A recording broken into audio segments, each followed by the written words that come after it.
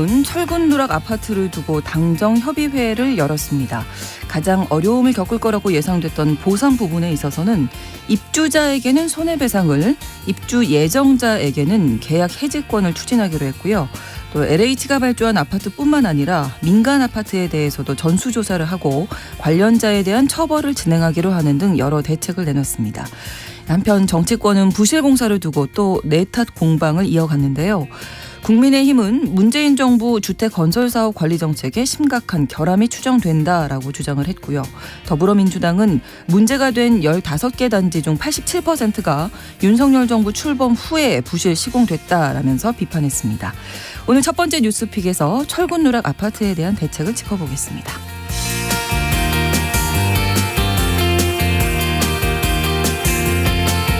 낮에는 폭염이, 밤에는 열대야가 계속되고 있습니다. 어제 강릉의 낮 최고 기온이 37.8도를 기록했고요. 오늘도 전국 대부분 지역에 폭염 경보가 내려진 가운데 강릉은 낮 기온 38도, 경주 37도, 서울도 35도까지 예보됐습니다.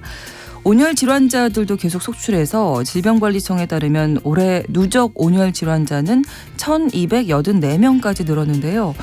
어제는 저희가 이 시간에 폭염 속에 일하는 노동자들의 안전에 대해서 짚어봤다면 오늘은 찜통 더위에도 냉방기계를 돌리지 못하는 폭염 취약계층, 에너지 빈곤층에 대한 이야기 두 번째 뉴스픽에서 점검해 보겠습니다. 8월 3일 목요일 신성원의 뉴스브런치 문을 열겠습니다.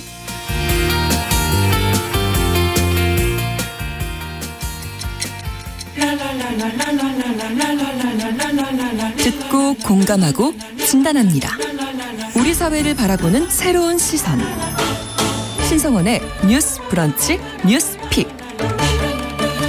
뉴스브런치 청취자 여러분과 함께 소통하며 만들어갑니다. 실시간으로 유튜브로 생방송 보실 수 있고요. 여러분의 의견도 기다립니다.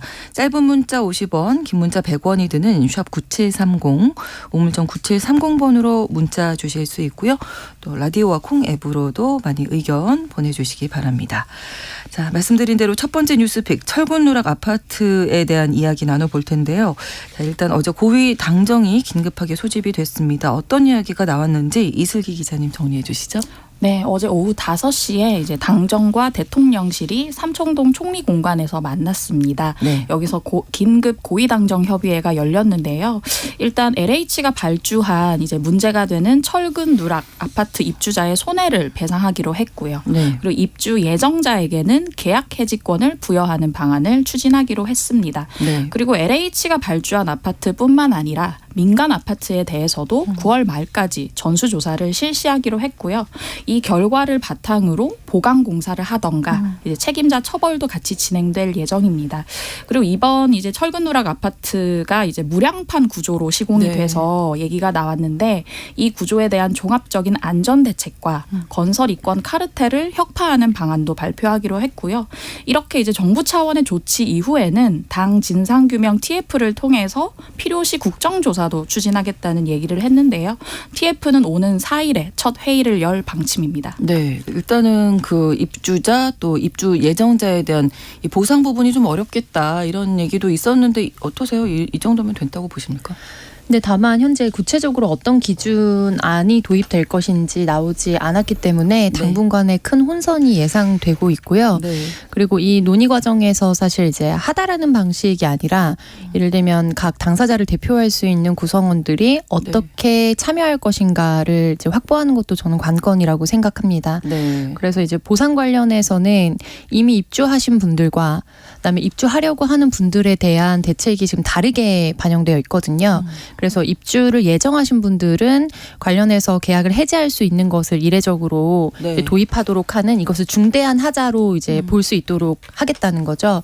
플러스 청약과 관련돼서 한번 써버리면 못 쓰잖아요. 그렇죠. 근데 그거를 다시 이제 회생시켜주는 안을 검토하겠다라고 하는데 이미 들어가서 입주하고 계신 분들이 지금 이 불안 가운데서 계속해서 이 거주를 보강공사 마칠 때까지 해야 되는 상황과 그리고 이미 예정되어 있던 사실상 예정이 되어 있죠. 이제 분양가나 이런 올라가게 될 가격에 이제 상한선이 네, 있잖아요. 네, 네. 근데 그런 네. 부분들이 크게 타격을 받았기 때문에 네. 이제 현장에서 예측 가능했던 이익이 이제 손실을 당한 부분에 대해서 어떻게 형평성 있게 보상해 줄 것이냐에 대한 논란도 사실 이제 문제가 될 것으로 보입니다. 네. 네, 조금 첨언을 드리면 네. 이제 그 문제가 확인된 15개 단지 가운데 10곳의 단지는 임대 아파트거든요. 네. 임대 아파트 같은 경우는 이제 좀 저소득의 75세 이상 고령층 분들이 많이 살고 계셔서 하자가 발견돼도 이사를 하겠다는 의사를 나타내신 분들이 좀 적으세요. 그리고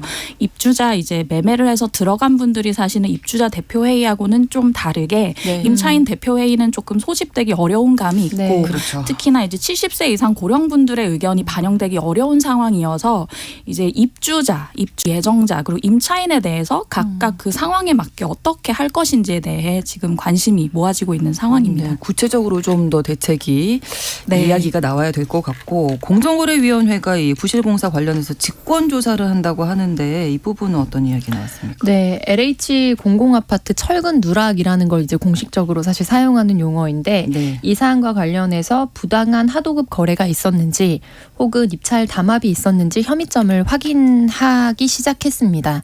그래서 이제 LH 차원에서 월별로 입찰 담합 징후나 이런 부분들을 분석한 후 관련 데이터를 이제 공정거래위원회에 보내는 방향으로 진행을 해 오기는 했습니다. 네. 그런데 이번에 구체적인 사안이 확인이 된 만큼 본격적으로 이제 현장 방문이나 또 심층적인 조사에 들어가겠다라고 한 번 더 명시를 한 거고요. 네. 조사 결과는 좀 결과가 나오는 것을 지켜봐야 알 것 같습니다. 네. 또 여당에서는 TF를 발족하고 진상규명에 들어가겠다. 또 이런 이야기도 나왔죠. 네, 아까 TF 얘기를 잠깐 말씀드렸는데요. 이제 어제 국민의힘에서 오전에 이제 당 차원의 진상조사 태스크포스를 구성하겠다라고 하면서 네. 전임 문재인 정부를 겨냥하는 얘기를 했어요. 이제 그 감사원 감사 등을 지켜보겠지만 필요하다면 국정조사도 추진을 할 것이다. 이전에 일단은 당 TF를 통해서 시급한 진상규명 작업에 착수하겠다라고 얘기를 했고요. 근데 여기에 대해서 이제 야당에서는 문재인 정부의 탓을 하고 있다. 물타기라는 얘기를 하면서 이제 그 문제가 된 15개 단지 중에 대부분은 윤 정부 때 이제 준공이 완료된 것이다라는 얘기를 하고 있습니다. 네. 자, 여야가 이 철근 누락 아파트로 또 이제 공방을 네. 벌이는 모양새인데 어떻게 보십니까? 네. 이제 시점이 언제였느냐, 그리고 그게 최종적인 준공 허가가 언제 났느냐, 아니면 어떤 시점에 본격적으로 이루어졌느냐를 논의하는 거는 현 상황에서 저는 사실 무의미하죠, 무의미하고 네. 쟁점이 될 필요가 없다라고 생각합니다. 가장 현실적인 문제는 이게 2017년도에 관련된 무량판 공법이 본격화되면서 수면 위로 떠오른 문제이긴 하지만 이제 철근을 누락하거나 축소시켜서 현장에서 시공해 왔다는 거는 다른 공법에서도 사실 관행적으로 이루어졌다라는 보도들이 있었거든요. 네. 그렇다면 이게 2017년도 문재인 정권 때 일어났던 본격적인 일이 아니라 이 업체 그리고 이 업계 전반에 걸쳐서 형성된 일종의 문화이기 때문에 이런 부분들을 어떻게 구조적으로 막을 것인지에 대해서 여야가 합의점을 좀 만들 필요가 있다라는 그렇죠. 부분을 좀 강조하고 싶고, 네. 그리고 정치권에서 지난 광주 화정의 사고가 난 이후에 굉장히 이제 경쟁적으로 많은 법안들이 발의가 됐습니다. 네. 그런데 관련 법안이 지금 하나도 통과되지 않은 채 이제 계류되어 있었다는 거예요. 그러면 이제 내년도에 다시 총선을 하게 되면 임기 만료 폐기가 됩니다. 그게 사실은 예정돼 있었던 수순인 거죠. 이번에 논란이 되지 않았으면 그 법안들은 다 임기 만료 폐기됐을 것이고, 네. 그래서 이 문제는 여야 어디가 더 책임이 있다라고 하기보다 네. 잠깐 이슈가 됐을 때만 정치인들이 경쟁적으로 이제 거기에 법안을 발의하고 보도자료를 낸 이후에 후속적으로 이게 현장에 있는 사람들의 안전을 담보하는 방향으로 실효성을 갖게 되었느냐에 그렇죠. 주력하지 않아온 공공연한 모두의 책임이다. 근데 여기에 누구도 사실 제가 이 부분에 대해서 국민 안전을 우선시하지 못했다라고 네. 사과하는 모습이나 책임감 있는 모습을 보이지 않는다는 것 자체가 굉장히 실망스러운 현실입니다. 네, 그러니까 지금 거주하고 계신 분들이나 뭐 그냥 관련이 없어도 네, 그냥 너무 보는 무서운 국민들 일이죠. 입장에서는 다 믿을 수 있을까 이런 생각부터 드는 거니까요. 그래서 청취자 여러분들이 그런 이야기 많이 전해주고 계십니다. 6745번으로 니 탓 내 탓 하지 말고 내가 그냥 잘하면 안 될까요? 이렇게 남겨주셨고 3726번으로 공무원이 사실 대통령 임기 때마다 바뀌는 건 아닌데 대통령은 바뀌지만 공무원들은 그대로 그렇죠. 네. 일을 하시는 거잖아요. 근데 상대 당 탓 그만하고 긴 시간 뿌리 박혀 있는 건설업자와 공무원 등 어떤 카르텔을 없애는 좀 책임지는 모습을 보였으면 좋겠다 이런 얘기도 남겨주셨는데 공감하시죠? 네, 그 카르텔이라는 것 자체도 문제지만 네. 카르텔이 오랜 기간 축적이 된 거잖아요. 그걸 관리 감독 못한 정부나 공공기관도 책임이 있는 것이고 여기서 니 땅 내 땅 나른 가르는 것처럼 이 시기 저 시기 이 정권 저 정권 가르는 게 무슨 의미가 있을지 정말 청취자분들과 똑같이 생각을 하고 있습니다. 네. 또 지금 새로운 사실들도 드러나고 있습니다. 부실 시공이 확인돼 15개 그 단지에서 감리를 담당했던 회사가 과거에 벌점을 받은 사실이 확인됐다면서요. 네, 국토교통위에 소속 허영 더불어민주당 의원실에서 건설사업자 및 건설사업 관리자 벌점 부과 현황이라는 자료를 공개했습니다. 네. 그 자료에 따르면 철근 누락이 확인된 공공임대주택 15개 단지가 있잖아요. 네. 그중에 13개 단지에 시공, 감리, 설계업체가 모두 벌점을 받은 기록이 있는 것으로 나타났습니다. 네. 이제 그 중에서도 6번이나 부실감리로 적발이 됐던 철근 누락 감리 업체의 사안이 좀 더 이슈가 된 것이고요. 네. 그렇기 때문에 이 감리 업체는 큰 문제지만 이 업체뿐만 아니라 좀 유사한 수준의 위험성을 가지고 있었던 많은 그러니까 업체들이 이번 시공에 참여를 했다는 게 지금 사고가 일어나지 않아서 그렇지 앞으로 잠재된 사고가 너무나 우리 곳곳에 지금 스며 있다는 거잖아요. 그렇죠. 네. 그래서 이 부분에 있어서 이게 앞으로 그러면 이런 업체들에 대해서 이제 원 스트라이크 아웃제를 어떻게 도입할 것인가 이런 논의들이 국회에서 사실 이제 이 사안이 불이 붙었기 때문에 네네. 본격화될 것으로 보이고 근데 이것을 보완할 수 있는 여러 법안들은 현재 국회에 상임위에 상정이 돼 있는 상황인 거죠. 회부는 되어 있습니다. 네네. 본격적으로 논의를 하지 못했을 뿐이지 그래서 내년 선거가 또 코앞에 있으면 또 다시 불이 식을 거거든요. 그래서 연말 내에 이런 부분에 있어서는 좀 이미 누적된 자료가 있는 사안이니까요. 네, 네. 신속한 합의를 할 필요가 있을 것으로 보이고 네. 저는 한 가지 좀 말씀드리고 싶은 게 지난 큰 비 피해가 있을 때 한 네. 언론에서 군산시의 사례를 좀 집중 인터뷰를 했어요. 네. 군산에도 굉장히 큰 비가 있었는데 군산 같은 경우에는 다른 유사한 수준의 호우량을 보였던 지자체 대비 인명 피해도 전혀 없었고 네, 그다음에 네. 시설물이나 이런 거에 대한 피해도 적었습니다. 근데 그 원인이 어디에 있느냐라고 집중 탐구를 했더니 행정력에 있었다라는 결론이었거든요. 네. 그래서 한 10수년 전에 군산시가 굉장히 큰 이제 호우 피해를 입어서 그것을 정말로 타산지석으로 삼아서 사전에 예산 편성이나 이런 것도 비가 흘러갈 수 있도록 하는 이제 그런 부분을 평소에 다른 지자체가 한 개를 만든다면 2개 이상을 만들고 그리고 전 직원이 대기 근무를 하면서 계속해서 순찰을 돌고 네. 혹시라도 낙엽이나 이런 것 때문에 막혀 있는 부분이 없는지 그래서 수시로 점검하는 형태로 호우 대응을 하고 있다. 네. 근데 저는 이게 건설 현장에서도 사실 행정력이 얼마나 중요한지 그렇죠. 같은 메시지를 준다고 생각하거든요. 네. 그래서 어차피 행정이 있었어도 크게 막을 수 없는 사고였다라는 거는 절대 핑계가 되지 않는 것이고 그러면은 앞으로는 이제 이번 2023년도에 발견했던 이른바 순살 아파트 사건으로 대한민국 건설업계가 대폭 혁신됐다라는 네, 메시지를 네. 받을 수 있도록 이제 국회 그리고 지자체 그리고 뭐 공정거래위원회는 당연히 그렇지만요. 정부 관계자들의 정말 혁혁한 노력과 정말 뼈를 깎는 고통이 저는 사실 수반돼야 된다고 봅니다. 업체는 행정이 움직이면 움직입니다. 그러니까 행정력이라는 게 네. 전혀 언뜻 지금 말씀드렸다고 생각해요. 엄마 같은 존재. 네. 눈에 보이지 않게 뒤에서 딱 뒷받침을 해줘야. 보호자로서 역할을 해주는 그렇습니다. 거죠. 네. 또 최근에 있었던 여러 가지 뭐 저희 그 사건 사고도 재난이라고 이름 붙이는 네. 그 사건 사고 얘기할 때마다 행정력이 부족했다, 컨트롤 타워가 부족했다 얘기 많이 하잖아요. 시스템이 부재했다는 네네. 말씀 계속 드렸고요. 마찬가지로 이제 그렇기 때문에 이제 이 정권 저 정권을 나누는 게 의미가 없고 이 시스템을 어떻게 계속해서 닫고 조이고 운영 관리를 해왔느냐 그거에 따라서 민간 업체들이 따라가는 것이거든요. 그래서 이번에 이제 이 LH 건 같은 경우는 계속해서 정관예우 문제가 얘기가 되고 있잖아요. 네네. 말씀하신 이제 건축사무소 같은 경우 벌점을 받았는데도 불구하고 계속해서 감리를 맡았다라는 얘기가 나왔고요.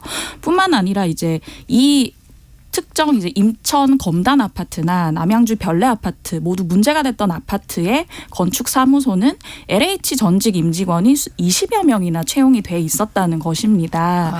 그리고 이제 5년 동안 LH 수주 금액이 두 번째로 많은 곳이었고요. 그리고 계속 이것뿐만 아니라 이제 최근 5년 동안에 이제 LH의 대규모 공사 현장 감리를 살펴봤더니 LH 출신 인사들을 영입한 정관 회사들이 너무너무 많았고요. 이들이 용역 받았던 금액만 100억 원이 넘었다. 그리고 10개 사업 가운데 8개 사업에서 LH 전관업체가 있었고 다른 업체와 공동으로 수행하는 계약까지 따지면 9개 사업이었다라는 통계까지 나와서 더욱 충격을 안겨주고 있습니다. 네, 그래서 LH가 이제 반카르텔 공정건설 추진본부를 설치하기로 한 거죠. 네, 맞습니다. 이제 윤 대통령이 1일 이제 철근 누락 사태의 근본 원인이 건설 이권 카르텔에 있다. 이걸 깨부숴야 된다라고 강조를 했었잖아요. 그렇게 해서 이제 건설 이권 카르텔이 뭐냐고 많이들 물어보실 텐데 이제 설계나 뭐 심사나 계약 시공, 자재 감리 같은 건설 공사 전 과정에서 발생할 수 있는 예를 들어 이권 개입이라든지 전관 예우라든지 담합 같은 행위들을 전반적으로 보시면 될 것 같아요. 근데 특히나 이번 사태에서는 LH 출신들이 뭐 설계업체나 감리업체에 재취직하는 이런 전관 예우가 더욱 주목을 받고 있고요. 그래서 LH가 이제 말씀하신 것처럼 반카르텔 공정건설 추진본부를 설치하겠다고 천명을 한 상태입니다. 이제 LH의 건설안전기술본부장이 본부장을 맡고요. 분야별로 외부 전문가가 참여할 예정입니다. 운영 기간은 이제 선언한 어제부터 시작을 해서 카르텔이 철폐될 때까지 운영을 하겠다라고 얘기를 했고요. 이제 카르텔을 근절하는 역할 그리고 이제 공정하고 투명한 건설 혁신 방안을 마련하겠다라고 얘기를 했습니다. 네. 자, 그러면 그 무량판 구조라는 게 지금 문제가 됐었잖아요. 그 구조는 그냥 계속 사용하는 건가요? 이 사안과 관련해서는 뭐 본격적으로 발표가 된 거는 크게 없는 것 같은데요. 기존의 이제 시민단체들에서 특히 이 사안과 관련해서 계속해서 씨름하던 경실련과 같은 단체들에서 주장을 했던 것은 뭐냐면 그러니까 지난 방송에서 말씀드렸던 것처럼 벽식 구조가 있고 기둥식 구조가 있고 무량판 구조가 있잖아요. 이 중에 실제적인 수익률이 가장 떨어지는 게 기둥식 구조입니다. 그런데 층간소음에는 유리하고 문제가 적게 일어나는 거죠. 그리고 시공 기간이 오래 들기 때문에 이제 비용 부담이 커지는 거죠. 그러면 이윤이 줄어듭니다. 그런데 이렇게 공동주택의 경우에 특히 LH가 수급을 하게 되는 공동주택은 일정 량을 도입하든지 아니면 의무적으로 기둥식 구조를 국내에 도입할 수 있도록 하는 법 개정이 필요하다라는 요구를 해왔어요. 그래서 이 부분에 있어서는 사실 법 제도적인 개선이 저도 필요하다라고 생각이 되는 부분이고, 다만 이제 기자님께서 얘기해 주신 카르텔, 반카르텔 이제 TF를 구성해서 카르텔이 타파될 때까지 문제를 해결하겠다라는 것은 아무 일도 하지 않는 것보다는 훨씬 더 좋은 방향이지만, 카르텔이라는 단어가 주는 이미지가 저는 강렬하다고 보거든요. 그러니까 카르텔이라는 거는 특정한 어떤 집단이나 개인이 있는 겁니다. 그래서 그 사람을 찾아내서 그 사람을 처벌하고 그 사람이 다시 이 업계에서 역할을 하지 못하도록 방지하는, 어떻게 보면은 개인 혹은 그 소수를 찾는 데 집중이 돼 있는 거거든요. 그런데 이번 사안에서 우리가 주목해야 될 거는 왜 카르텔이 발생할 수 있었는가. 그래서 시스템을 어떻게 바꿀 것인가까지 나아가야 되는데, 물론 뭐 현장에서 그런 부분을 이미 뭐 생각하고 계실 수도 있겠지만, 계속해서 지금 부패와 관련된 혹은 안전사고와 관련된 정부의 관련 이슈들에서 나오는 단어가 카르텔을 타파하겠다라는 거거든요. 근데 그러면 그거는 개인에 대한 수사 혹은 처벌이라는 이미지를 강하게 줍니다. 그 사람이 없어진다고 해서 이게 또다시 문제가 안 되지는 않기 때문에, 우리가 이번 사안에서만큼은 정말 대한민국의 친구 집에 놀러 갔다가 혹은 뭐 지인의 집에 갔다가 사고를 당할 수도 있는 거예요. 광주 같은 경우에는 버스 정류장에 서 있다가 건물이 무너져서 사고를 당했습니다. 그럴 거라고 누가 생각했겠습니까? 정말 상상할 수 없는. 그래서 이거의 당사자는 국민 대다수로 정말 거의 다수다. 잠재적인 위험이 있으니까요. 그러면 이거를 구조적으로 어떻게 바꿀 것인지에 대해서 행정적 개편을 하겠다라는 데에 더 큰 메시지를 줄 필요가 있다. 여기 카르텔에서 자기가 뽑히지만 않으면 몸을 사리고 있다가 네. 편법적 방식으로 다시 또 그거를 할 이 수 사건이 있거든요. 잊혀질 즈음에는 네, 또 다시. 그리고 이 분야는 특별히 전문 지식이 필요한 분야이기 때문에 그렇죠. 대중들에게 정보 공개나 알 권리가 충분히 보장되지 않는 분야고, 그러면 새로운 법안이 나온다 하더라도 사실 국회에서 이 법을 위반하는 사람들은 주로 입법과 관련된 전문 지식인들이거든요. 그렇죠. 네, 그런데 이렇게 최첨단의 기술을 요하는 분야에 있어서는 정말로 이 구조적인 부분에 대해서 어떻게 담보할 것인지에 대해서 더 다른 사안보다 촘촘하게 사실 논의하고 확정될 필요가 있는 사안입니다. 네, 뭐 관행이라고 얘기 많이 하는데 건설 산업에서의 그 잘못된 관행은 당연히 고쳐야 네. 되는 거죠, 이번에. 네, 그 무량판 구조를 잠깐 아, 설명을 네네. 드리면 무량판 구조 자체는 계속 뭐 설계하고 시공을 하실 수 있습니다. 네. 근데 LH가 이번 사태를 계기로 천명을 한 게 네. 그 설계 공법상 무량판 구조에 문제는 없지만 주차장 등에서 앞으로 활용하는 건 가급적 지양하겠다고 어제 방침을 밝혔고요. 그리고 이제 국토교통부가 무량판 구조를 특수구조 건축물로 지정하는 방안을 검토하고 있는데요. 네. 만약에 특수구조 건축물로 지정이 된다고 하면 이제 시공이나 감리, 건축의 전 과정에서 관리가 강화되고 구조 심의가 의무화되거든요. 그러니까 이 구조 자체에 대한 어떤 문제 제기가 어쨌든 있기는 있기 때문에 네. 그걸 감안해서 국토교통부가 검토를 하겠다는 것이고, 근데 이것에 대해서는 또 전문가들 사이에서 구조 자체가 문제가 아니라는 의견들이 네. 있어서 지금 찬반이 나뉘고 있는 상황입니다. 이게 네네. 시공 단계에서 사실 충분히 이게 콘크리트가 굳어진 다음에 다음 단계로 넘어가야 되는 문제가 있기 때문에 내부 고발의 형태로 이제 보도가 되거나 이런 사안이었거든요. 네. 서울시의 경우에는 개인 캠 같은 거를 달도록 해서 일정 작업장에서 충분한 시간을 준수했는지 네. 사후에 문제가 됐을 때 그걸 추적할 수 있도록 하는 일정 부분의 혁신안을 이 사안이 일어나기 전에 도입한 바 있었습니다. 그래서 네. 이 공법 자체에 대해서는 말씀해 주신 것처럼 현장에서 잘 준수만 한다면 원칙만 지켜진다면. 네. 그래서 네, 그걸 네. 어떻게 담보할 것인지에 대해서 이제 추후에 좀 더 변화가 있을 것으로 보입니다. 네, 어쨌든 뭐 당정 LH 같이 이제 뭐 종합적인 대책을 좀 내놨다 이렇게 보여지는데, 건설 주체에 대한 처벌을 강화하겠다, 또 입주자에 대한 보호 대책도 마련하겠다 이런 거잖아요. 네, 더 필요한 것들이 어떤 게 있을까요? 지금 국회에 발의된 법은 어떤 건가요? 그러면? 국회에 발의된 법은 이제 안전관리원 공사감리자를 대통령령으로 정하도록 하는 뭐 관련된 건축법 개정안이 있고요. 네. 그리고 불법 하도급의 처벌 수위를 높여서 부당이익을 완전히 몰수하거나 추징하도록 하겠다라는 건설산업 기본법 개정안도 계류 중이고, 네. 또 건설공사의 주체별로 권한에 상응하는 안전관리 책임을 부여하고 이제 인명피해가 발생했을 때, 특히 이제 다수의 법안은 5명 이상의 인명피해가 발생했을 때 그 업체를 완전히 이제 면허를 뭐 없앤다든지 네, 이렇게 네. 법안별로 좀 차이가 있지만 이런 차원의 법안들이 계류되어 있는 상황입니다. 이게 여야가 합의가 돼야 될 텐데 지금 분위기로서는 쉽지 않겠네요. 쉽지 않아 보이는데요. 네. 쉽게 돼야 되는 사안이라고 그러니까 생각을 하고요. 빨리 처리가 돼야 될 것 네, 네. 같은데. 그리고 또 평론가님 말씀에 공감을 하는데, 카르텔이 누구인가? 카르텔을 찾아라. 누가 카르텔이고 아니냐를 규명하는 게 중요도 하지만 그게 다는 아니고요. 그리고 그렇죠. 건설업계 전반을 한번 봐야 되는 게, 이번 논란과 관련해서 전문가들이 얘기하기로 네. 사실 무량판 구조 같은 경우는 이제 골재 보강이 필수인데 최근에 자재값이 너무 많이 급등을 해서 아, 그렇죠. 공사비가 네. 상승을 했다는 거예요.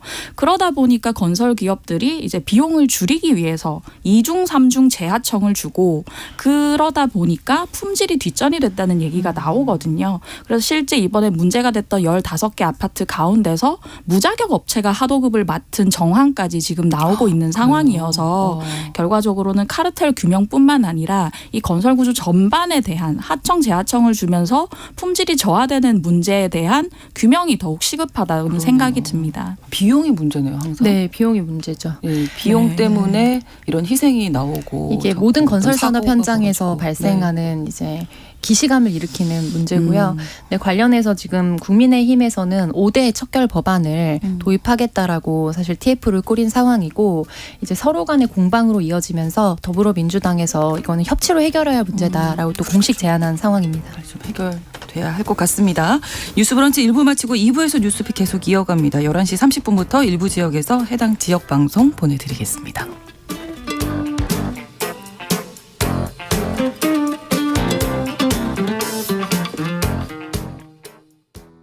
지금 시각은 11시 30분입니다. KBS 여러분은 지금 KBS 1라디오 신성원의 뉴스 브런치를 함께하고 계십니다. 두 번째 뉴스픽입니다. 어제에 이어서 오늘도 폭염 상황 점검해 볼 텐데요. 폭염에 더 취약한 분들이 계시죠. 정부나 지자체에서 어떻게 대책 세우고 있는지 전달해 드리겠습니다. 자, 일단 이슬기 기자님, 어제까지 나온 온열 질환자 상황 다시 한번 좀 말씀해 주실까요? 네, 질병관리청이 이제 온열 질환 응급 감시 체계를 올해 5월 20일부터 이제 운영을 하고 있는데요. 네. 그때부터 지난 1일까지 이제 누적 온열 질환자 수가 1,284명이고요. 사망자가 16명입니다. 근데 이 중 13명은 지난달 28일 이후에 사망한 것으로 알려져서 불과 며칠 안에 그러네요. 사망했다고 보시면 되고요. 네. 이 같은 이제 온열질환 추정 사망자 숫자가 지난해 같은 기간보다 2배가 넘는 수치고요. 온열질환자 수 자체도 지난 동기보다 이제 220명이나 많다고 보시면 됩니다.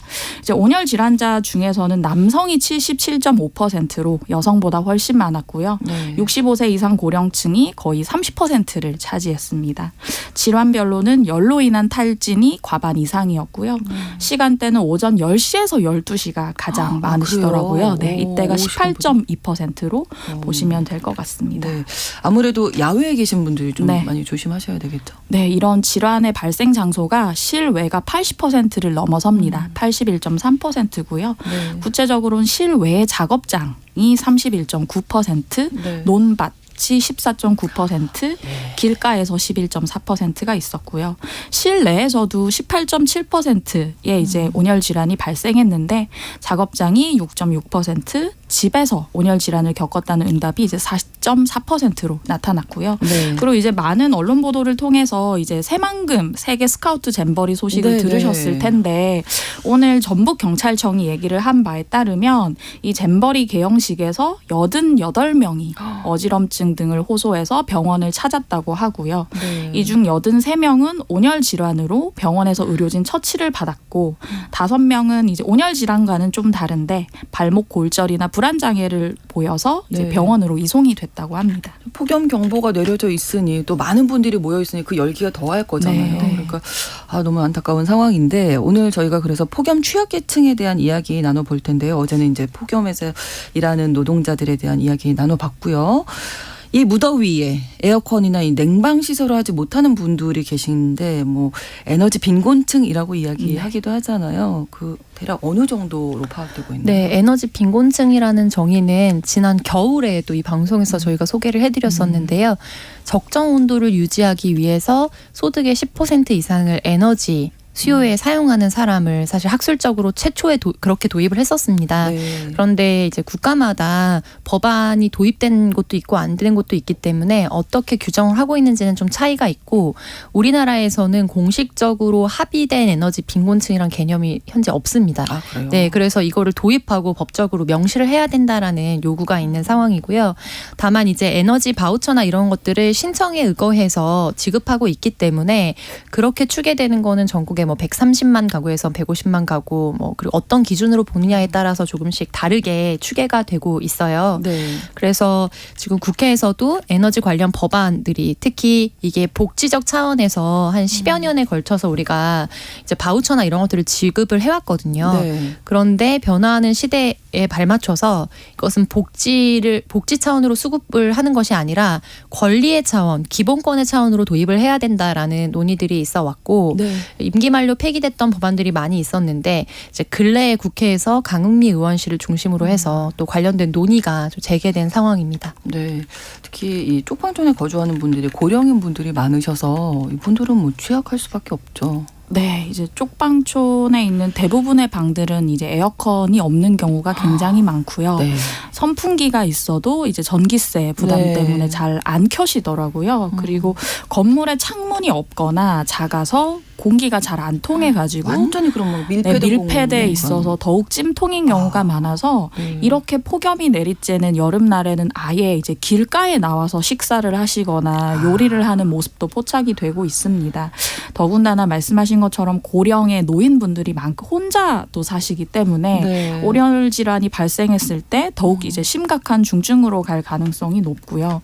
그리고 이제 무더위 쉼터 얘기를 이분들께 많이 전달을 해드리는데 네. 얘기하시는 것들이 이제 거동이 불편해서 거기까지 가기가 너무 힘들다는 말씀들을 많이 하세요. 네. 그래서 서울시 같은 경우는 이제 쪽방촌 골목에 쿨링 포그라는 걸 설치를 했는데요. 네. 이것 같은 경우는 이제 정수 처리한 수돗물을 약 1000만 분의 1 크기로 고압 분사를 하는데 이게 물이 기화되면서 주변 공기를 냉각시키고 한 3에서 5도 정도 낮추는 효과가 있다고 합니다. 네. 그래서 이게 있는 쪽방촌 같은 경우는 어르신분들이 그래도 조금 그나마? 만족을 하시더라고요. 네. 그렇군요.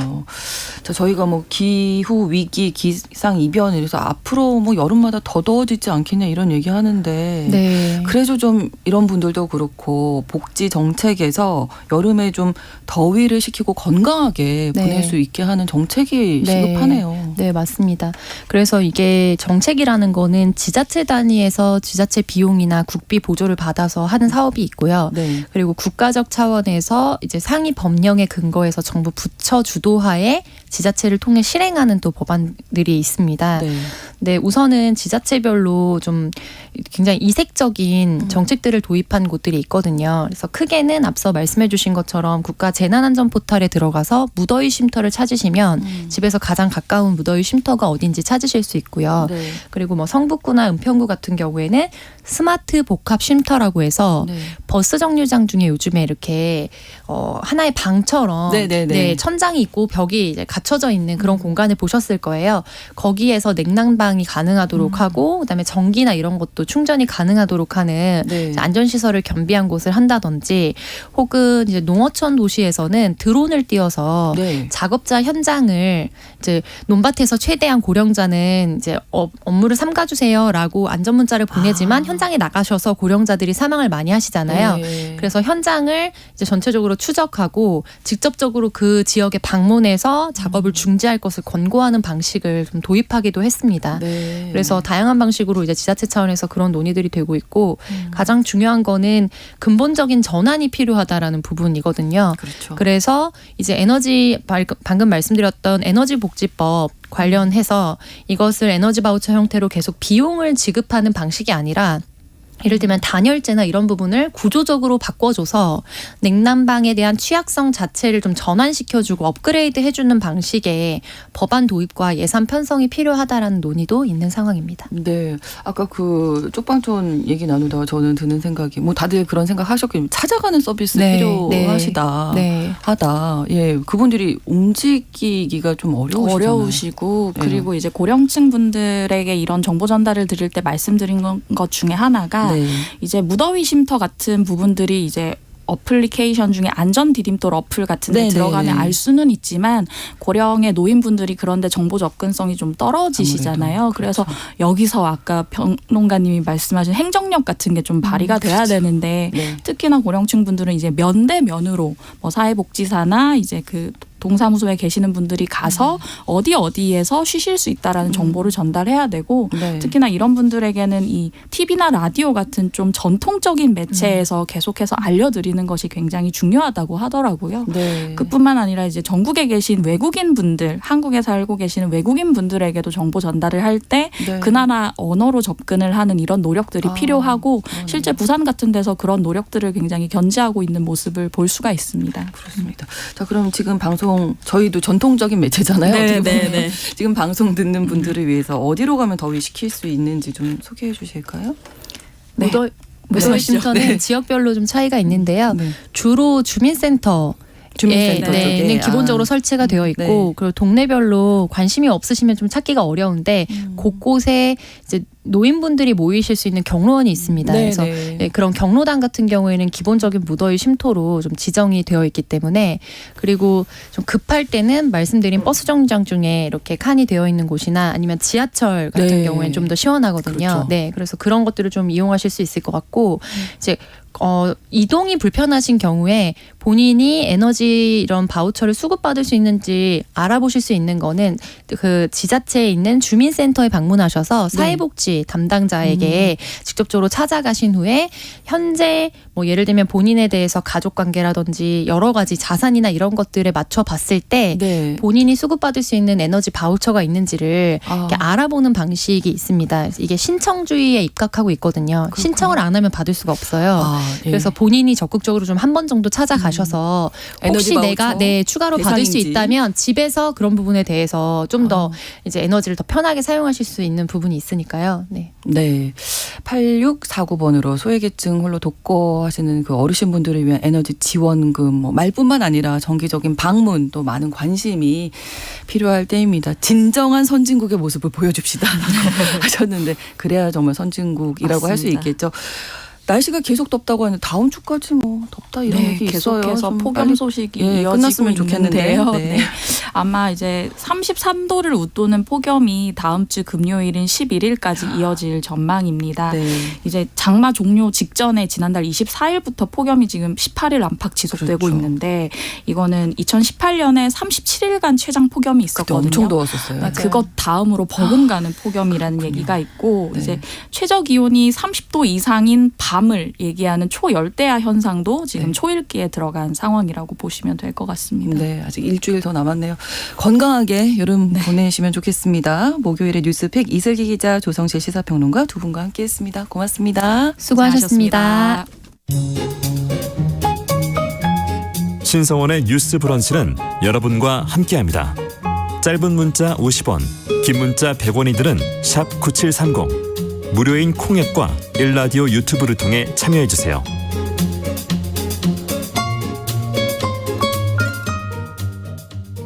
Sometimes the forest gives me the realize you have to be strong. Would you think I'm real? No. 대중문화를 바라보는 색다른 시선 뉴스 브런치 문화로운 세계.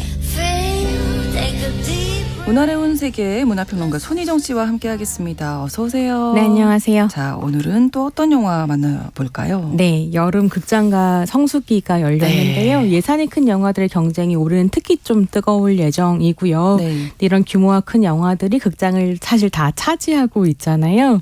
그런 그렇죠. 와중에서 우리 청취자들께서 굳이 찾아보실 만한 의미와 재미가 있는 네. 작은 영화 두 편을 가지고 왔습니다. 큰 영화가 있는 여름 극장가에서 작은 영화를 네. 가지고 오셨군요. 그래서 12살 소녀의 이야기를 다룬 극영화인 비밀의 언덕하고요. 네. 평균 75세의 언니들이 영화를 만드는 이야기를 오. 담은 다큐멘터리 작은 정원입니다. 네, 관심이 가는데요. 네. 비밀의 언덕, 작은 영화 두 편 중에서 비밀의 언덕부터 얘기를 한번 들어보죠. 네, 영화는 이지은 감독의 장편 데뷔작이고요. 네. 1996년을 배경으로 초등학교 5학년인 명은이의 이야기를 따라가면서 다양한 비밀과 거짓말에 대해서 이야기를 합니다. 네. 영화가 딱 시작이 되면 네. 명은이가 동네 문방구에서 신중하게 이제 물건을 고르고 오, 있습니다. 네. 5학년에 올라가면서 새로운 담임을 만났는데 선생님한테 선물을 주고 싶은 거죠. 그래요? 그래서 막 선물을 사서 예쁘게 어. 표장을 하고 편지까지 씁니다. 왜 이렇게 명은이가 열심히 선물을 준비하는가라고 예. 하면 다 이유가 있는데요. 이유가 있어요. 명은이 자체가 보시면 이제 영화에 보시면 알겠지만 다 계획이 있는 아, 그래요? 사람이거든요.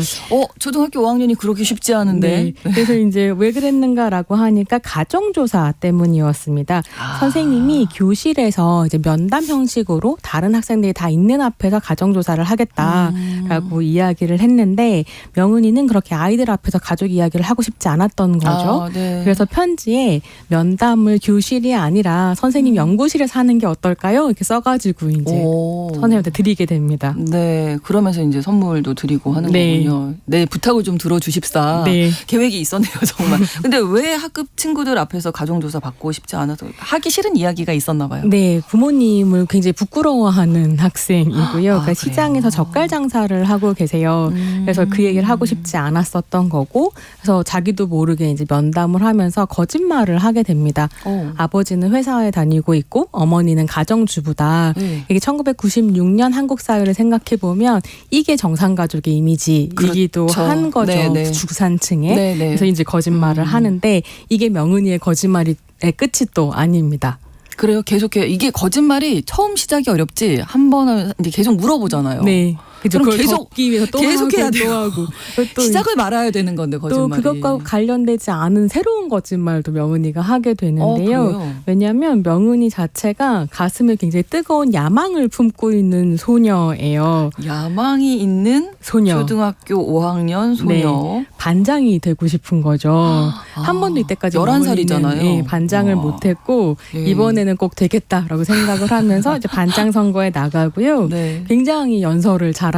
그래서 왜 공약을 지키는 것에는 관심이 없고 네. 반장이 돼서 자기 인기만 높이려고 하는 사람이 계속 반장을 해야 되냐. 오. 이번에는 내가 해서 딱 한 가지 약속만 지키겠다. 뭐 뭐요? 이렇게 이제 비밀 우체함이라는 아. 걸 만들어서 거기에 너희들이 원하는 걸 원하는 다 얘기들 다 쓸 수 쓰면 있고. 내가 그걸 선생님과 의논을 해서 실현시켜 주겠다. 뭐 이런 공약을 내거는 거죠. 와. 그래서 그렇게 도발적인 공약을 내걸면서 결국 반장에 단선이 됩니다. 네. 근데 문제는 뭐냐면 명은이의 부모님은 먹고 사는 게 너무 바쁜 사람들이기 때문에 그런 명예 같은 거에 관심이 없는 거죠. 그래서 이제 명은이 너무 기뻐서 이제 시장으로 달려가서 엄마한테 나 반장 됐다고 자랑을 하니까 엄마의 첫 반응이 뭐냐면 반장은 네가 힘든 게 아니라 반장 엄마가 힘든 거야. 나는 그런 거 할 시간 없어. 이러면서 이제 가서 물르라고 얘기하는 거죠.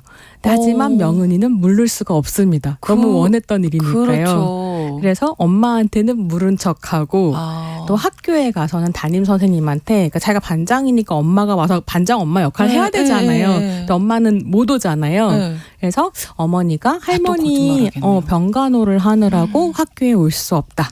이렇게 이제 거짓말을 하게 되는 거죠. 명은이 혼자 너무 이쪽 저쪽에 거짓말하면서 고군분투하겠는데요. 네, 그러면서 이제 거짓말이 계속 쌓여가는 이런 이야기가 펼쳐집니다. 네, 야망이 있는 소녀를 근데 한국 영화에서 네. 거의 처음 보는 것 같아요. 그죠. 실제로 10대 소녀의 삶을 다룬 영화 자체가 별로 없었었는데 최근에 좋은 작품들이 많이 나오고 있어요. 네. 그래서 뭐 윤가은 감독의 우리들이나 김보라 감독의 벌새 같은 영화들 그렇죠. 네. 저희 뉴스브런치에서도 소개해드리고 그랬었는데요. 이 영화들이 이제 그동안 한국 영화가 외면했던 10대 여성의 삶과 마음을 굉장히 잘 다뤄서 주목을 받았던 작품들이죠. 네. 근데 그 영화에서 다루는 마음이라고 하는 건 상실감이나 그렇죠. 불안, 뭐 네. 쓸쓸함, 두려움, 네. 사랑 이런 것들이었는데요. 이때까지 한 번도 야망을 다룬 적은 없습니다. 네. 이게 너무 재미있는 부분이고요. 그러니까 명훈이 같은 경우에는 야망뿐만이 아니라 당연히 거기에 붙어있는 명예욕, 인정욕이 굉장히 강한 소녀고 그걸 학교라고 하는 사실 10대에게는 이게 공적장인 거잖아요. 그렇죠. 공적인 장소에서 펼치고 싶어하는 사람인 거예요. 그런 이야기를 보는 재미가 굉장히 있었고요. 네. 사실 세상에는 실제로 그런 소녀들이 있습니다. 있어요. 그래서 영화를 네. 보면서는 저는 자꾸 저 어렸을 때 생각나더라고요. 누가 생각나셨군요. 네. 같은 반 친구 중에. 제가 생각이 났어요. 저 아. 굉장히 야망이 어렸을 때부터 있었고 그러셨어요? 나서는 거 오. 좋아했고 아. 그래서 이제 공부를 잘 못해서 반장을 많이 하진 못했는데 기회만 생기면 아. 나가서 나를 뽑아주신다면 뭐 이런 얘기 했었거든요. 그럼 뭐 오락부장 뭐 이런 거라도 하잖아요. 근데 그것도. 내성적이어서 또 오락부장은, 오락부장은 아니고 아니네요, 감투가 좋았었던 거죠. 아, 그리고 학습부장 뭐 이런 거. 네, 그런 거 하고 싶어 했었던. 그래서 명은이를 네. 보면서 굉장히 익숙하다 이런 생각이 들었고 누구나 다 있지 않을까요? 요 정도의 하지만 또 조금 사람마다 정도의 차이가 차이는 있는 거죠. 있겠지만 게다가 명은이는 여기에서 야망이 끝나지 않습니다. 아직 안 끝났어요. 네, 그다음에 뭘 하냐면 네. 교내 글짓기 대회에 나가게 되는데요. 상도 받아야 되고 네. 반장도 해야 되고. 네, 뭐. 명은이가 이전까지는 그렇게 임원이었던 적이 없기 때문에 글짓기 대회도 처음 이제 나가보는 거예요. 그래서 환경에 대한 주제로 글을 써야 되는데 네. 막 책을 10권씩 읽는 거죠. 그래서 환경에 대해서 공부하고 근데 네. 또 재미있는 건 그렇게 공부를 하면 그 환경 보호라든가 이런 것들이 자기 신념이 되는 사람이기도 해요. 그러니까 명예욕만 있는 게 아니라 자기가 하는 일에 진심인 그러네요. 사람이기도 하는 거죠. 그래서 최선을 다하고요. 네. 결국 이제 우수상을 받으면서 주목을 끕니다. 네. 근데 이렇게 승승장구하는 명은이 앞에 커다란 난관이 이제 등장을 하게 되는 뭘까요? 거죠. 새로 전학 온 혜진인데요. 네. 혜진이도 그렇게 이제 잘 쓰는 거예요. 근데 혜진이 같은 경우는 네. 명은이처럼 자기를 숨기는 게 아니라 스스로를 거침없이 드러내는 사람이고 전학 온 첫날에 나 아빠 없고 우리 엄마는 아가씨 골목에서 장사를 해. 따돌리려면 한번 해봐. 이런 식으로 얘기를 명은 하고. 입장에서는 충격이었겠는데요. 너무 충격이고 더 어. 큰 충격은 뭐냐면 혜진이는 자기네 막 책을 10권씩 읽어야 글을 한 편 쓰는데 네. 혜진이는 자기 경험 안에서 글을 쓰면 심사위원 어른들이 너무 좋아하는 거예요. 혜진이가 막 우수상, 최우수상을 받고 막 이런 아. 상황이 펼쳐집니다. 진실은 이길 수 없거든요. 그래서 이제 시립 글짓기 대회에 둘이 같이 나가게 되는데 명은이가 처음으로 자기의 솔직한 가정사와 생각을 글로 쓰게 되죠. 썼어요. 그리고 최우수상을 받습니다. 오, 근데 그럼 이제 좀 정말 문제는 뭐냐면 네. 최우승을 받은 글이 그 시내에 그러니까 신문에 네. 공개가 된다는 걸 알게 돼요. 그러면서 명은이가 고민이 시작이 되죠. 발생하겠네요. 최우상 너무 갖고 싶지만 나의 솔직한 생각을 가족이 읽었을 때 이 네. 가족이 어떤 상처를 받게 될까. 그렇죠. 그래서 결국 그 상을 포기하려고 하거든요. 근데 그 다음에 이제 어떻게 되는지는 극장에서 확인해 보시면 너무 좋을 궁금해요. 텐데요. 네. 이게 저는 거짓말과 비밀의 차이라는 생각이 들더라고요. 거짓말은 그냥 나를 위해서 하는 거지만 그렇죠. 진짜 반짝이는 비밀이라고 하는 건 나의 욕심을 내려놓고 내 네. 옆에 있는 사람을 생각할 때, 위할 때 그때 등장하는 게 비밀 아닌가. 그러네요. 영화가 굉장히 똑똑하고요. 흥미롭습니다. 오, 예. 이지은 감독의 비밀의 언덕 먼저 만나봤고요. 다음 작품이 작은 정원이라는 네. 제목의 작품인데. 이마리오 감독의 네. 신작인데요. 강릉의 구도심인 명주동의 이웃 모임인 작은 정원 멤버들의 이야기입니다. 네. 다큐 홍보 문구가 영화 좀 찍는 언니들이 온다인데요. 네. 원래 이 작은 정원 멤버들이 뭐 이제 동네에서 진행하는 문화 수업 이런 걸 듣던 분들이었던 거예요. 여성들인데. 네. 근데 자기가 그런 문화 수업을 듣고 하는 거를 기록 사진으로 다른 사람들이 찍어가지고 전시회를 하는 걸 보시고 아 이거 우리가 직접 찍어서 나를 보여주고 싶은데 이런 생각을 하신 거죠. 그래서 사진 수업을 제안하시면서 사진 수업을 2010년대 중후반부터 이제 받기 시작하고 네. 사진 너무 잘 찍으시니까 극영화 수업을 받으세요. 오. 그래서 그때 만든 극영화가 우리 동네 우체부라는 영화였는데 네. 그 영화로 2020년 서울 노인영화제에서 상까지 받게 됩니다.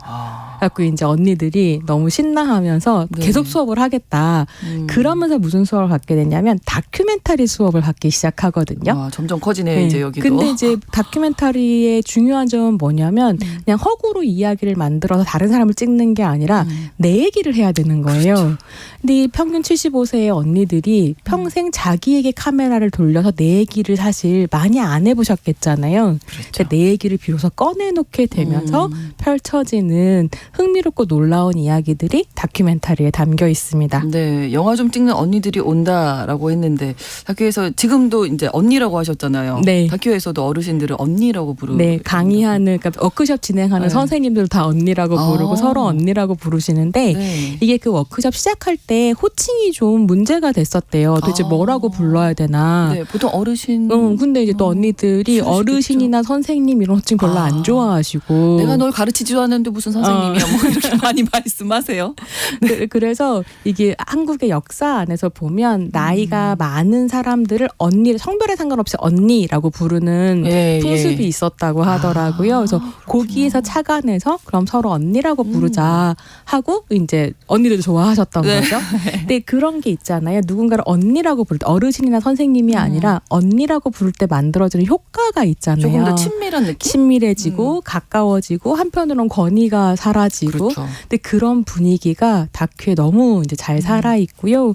그런 이제 분위기 안에서 나오는 어떤 새로운 재미 이런 것들도 함께 느껴보실 수 있습니다. 네. 근데 이때 이마리오 감독이 그런 이야기 하시더라고요. 이 다큐를 어떻게 만들까 생각할 때 요즘에 노인이라고 하면 노인 다음에 바로 문제가 따라오잖아요. 노인 문제.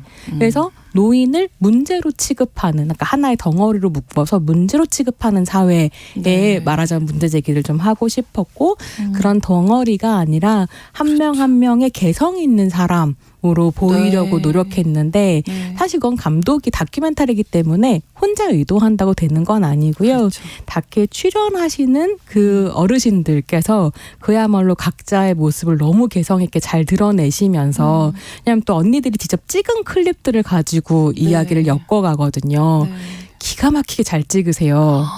그래서 감독님이 그런 얘기 하시기도 하더라고요. 나보다 잘 찍는 언니도 계셨고 네. 만약에 이분들이 요즘처럼 미디어에 가깝게 접근할 수 있는 시절에 태어나셨다면 네. 사실 굉장히 훌륭한 감독이 정말 됐을 거다. 혹은 테크니션이 됐을 거다. 이런 얘기 하시더라고요. 네. 그런 장면들을 작은 정원에서 함께 만나보실 수 있습니다. 네. 제일 좀 인상적이었던 건 어떤 부분이셨는지. 저는 사실 이 다큐멘터리에 자막이 전혀 없다는 게 굉장히 흥미로웠어요. 네. 요즘에 우리는 보면 예능 같은 것도 다 자막 붙여가지고 네, 소리 없어도 다 할 수 있어요, 또 내용을. 관객들이 그 자막의 역할은 뭐냐면 연출자의 의도대로 보라고 하는 거거든요. 그렇죠. 지금이 웃을 타이밍이야. 아, 그렇죠. 지금 여기에서의 핵심은 뭐 이런 먹방이야. 이런 걸 다 네네네. 가이드를 주잖아요. 그렇죠. 근데 이 작품은 오히려 그런 자막을 싹 빼는 거예요. 또 강릉 지역 얘기이기 때문에 강원도 사투리가 등장하고 또 언니들이 이제 촬영을 잘 못하시는 경우도 있어서 소리가 잘 안 들리기도 하거든요. 예. 그래서 정확하게 무슨 말인지 모르는 경우들도 있어요. 근데 자막을 빼버리는 거죠. 감독이 왜 이런 선택을 했냐면 이미지가 관객에게 주는 것을 관객들이 그 안에서 자유롭게 느꼈으면 좋겠다. 그래서 자막이 없기 때문에 팩트가 틀릴 수는 있지만 감정은 오롯이 내 것이다. 그런 그렇죠. 얘기 하시거든요. 네, 네. 그래서 사실 이제 요즘에 너무 떠먹여주는 영상물들이 많은 시절인데 작은 정원 같은 작품을 보시면서 네. 내 마음이 직접 느끼는 것, 내가 그리고 그로부터 생각하는 것, 좀 사유하는 시간 이런 것들을 같이 느껴보실 수 있지 않을까라는 생각이 좀 들었습니다. 네. 오늘 두 편의 이 영화 소개 들으면서 저는 내 이야기가 가진 그 진실의 힘이 있겠구나 뭐 이런 생각도 또 하게 됐습니다. 명은이도 그렇고 이 언니들도 그렇고요. 네, 그렇습니다. 예, 오늘 문화로운 세계에서 두 편의 영화 소개해드렸습니다. 문화평론가 손희정 씨와 함께했습니다. 고맙습니다. 네, 감사합니다. 자, 뉴스브런치 내일 이 시간에는 뉴스브런치 시간 11시 5분에 기후재난 특집 다큐멘터리 1.5도 넘어가 방송됩니다. 많이 청취해 주시고요. 뉴스브런치 목요일 순서 마치겠습니다. 고맙습니다.